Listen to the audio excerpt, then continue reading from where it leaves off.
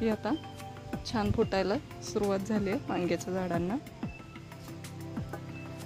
गौरीचं झाड तर बघा आधीच फुलं लागून बसल्यात, कळ्यासुद्धा भरपूर आल्यात आणि बियासुद्धा भरपूर आल्यात.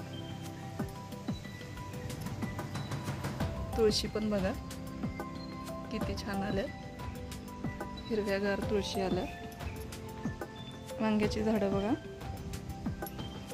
एक एक वांग्याच्या झाडांना कीड लागायला लागले, म्हणजे पानं किडायला लागल्यात एक एक. हे बघा असं.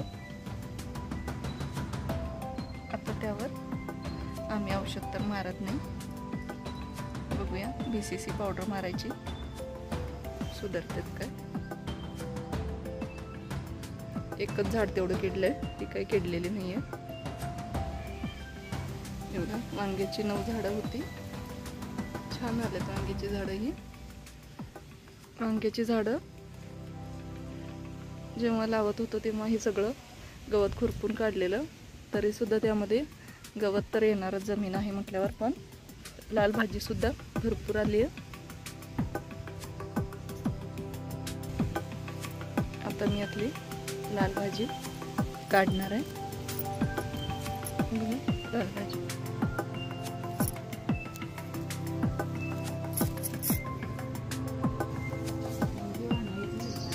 नाही म्हणा,